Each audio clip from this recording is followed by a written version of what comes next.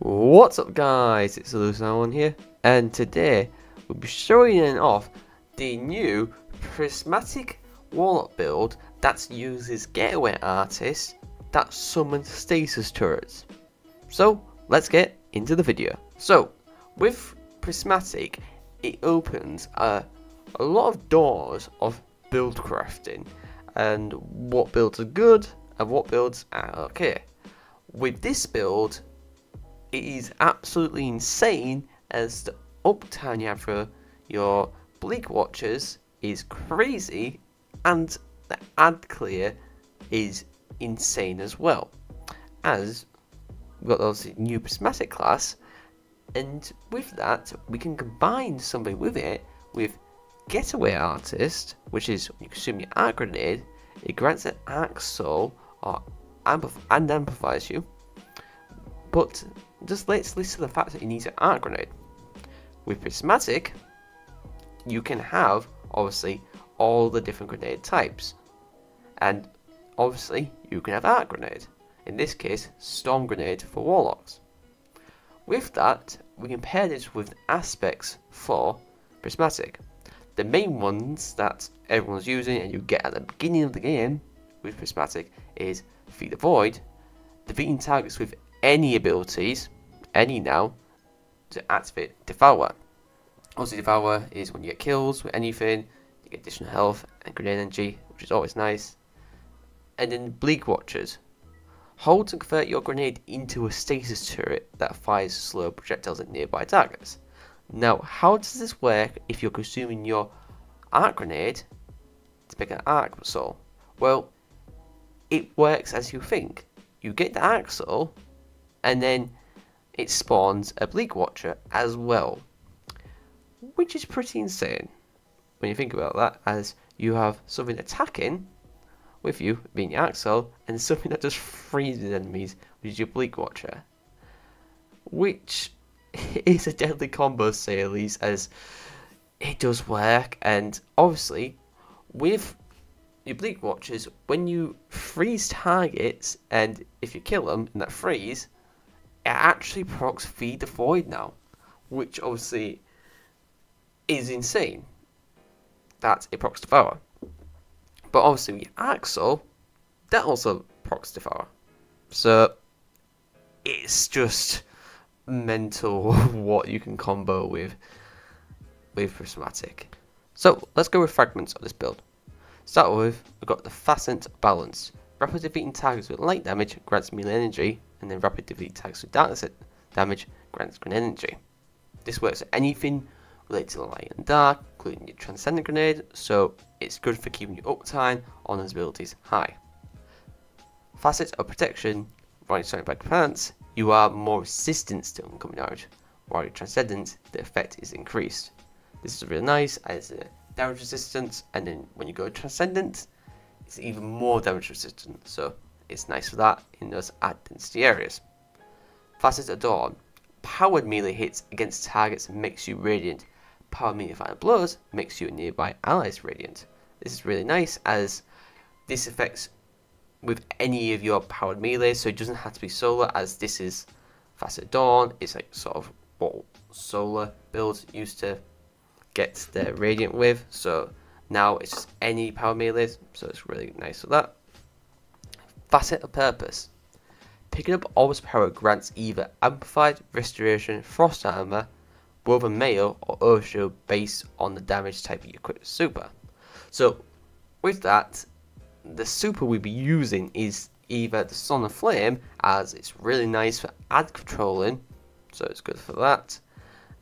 Obviously Needle Storm is good for just dumping damage to a boss, or even better, Noble Catalyst. Either one, you can go with any super you prefer to what you want, but more preferred ones probably Son of Flame, Needle Storm, or Nova Bomb Cataclysmic. As obviously with those, if you use a solo one, you get Restoration. If you get a strand one, you get Woven Mail, and obviously Woven Mail is a damage resistance, so that's that. And then obviously you use the Void one, you get your Overshield. So it's whatever you want to pick, and either or works quite well with this build. And then Facet of Awakening. Rapidly defeating targets with light or darkness damage, or super final blows generate elements pickup of the matching damage type. Same thing again with that. Either or what you want to go for, as if you go solar, just fire spirits, which get you grenade energy back. Void breach for void weapons, which grants you class ability, and then obviously tangles is what you throw your orbs to do good area damage. So realistically, it's whatever your super's based on.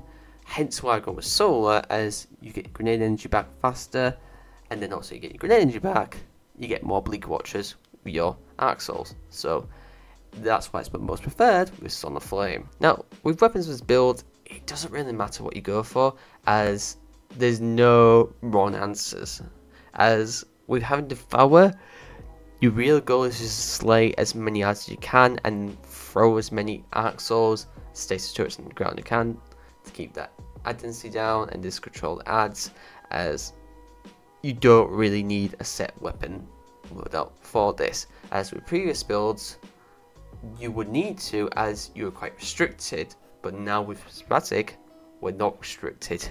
There's so many options, pairings, it's ridiculous. So yeah, weapon wise, there isn't really a right or wrong answer, so just go whatever's best for you. Now, with the seasonal artifact mod, there is some very standout ones I would say definitely pick out for this, as the main reason for this is it benefits our build in general, aka it will benefit getting loads of grenade energy back, so and benefiting what we else use to build, like the stasis turrets. So the main four I go with that I want with this build are the following ones: Creeping Chill. Stasis weapon final blows against slowed or frozen targets release a burst that slows. This is nice, as if someone is frozen, you kill it, or you kill the slowed enemy with the turrets, it then will sort of slow nearby targets and potentially freezing them, so that's good with that if you're using stasis weapons. Radiant orbs, while you have a solar or prismatic subclass equipped, as we've got prismatic in this case, picking an orb of power makes you radiant. Obviously this is key for the next part and you see why. Shield crush, while you have Woven Mail, Frost Armor or Overshield, your melee recharges faster and deals increased damage. While you're amplified or radiant, your grenade recharges faster and deals increased damage. So Shield crush pairs really well with radiant orbs, as you can get radiant very easily and then get your grenades back much faster, so that's a must with this build. And then transference, gain increased grenade and melee damage while transcendent. Weapon final blows while transcendent refund light and dark energy after transcendent ends. This is really nice, as transcendent, when you do transcend, is really powerful, especially with your grenade. So this also benefits the fact of this build as well, of how much you can recharge your grenade will actually help with your transcendent grenade back faster, as it's really good with warlocks. So yeah, I would pick this as well, as this will work with obviously when you're radiant, your grenade recharges faster and deals increased damage.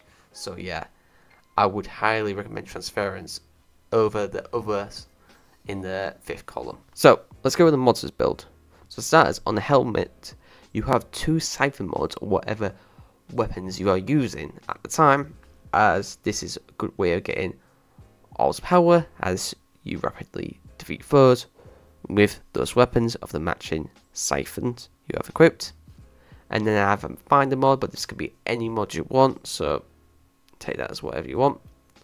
Then for your gauntlets, I've got 1 heavy-handed, so power melee final blows creates All's power, and then 2 grenade kickstarts.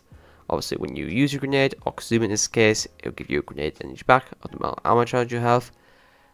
The reason why we don't have fastball is because we're not really throwing a grenade, we're consuming it, so we don't really need it. So yeah.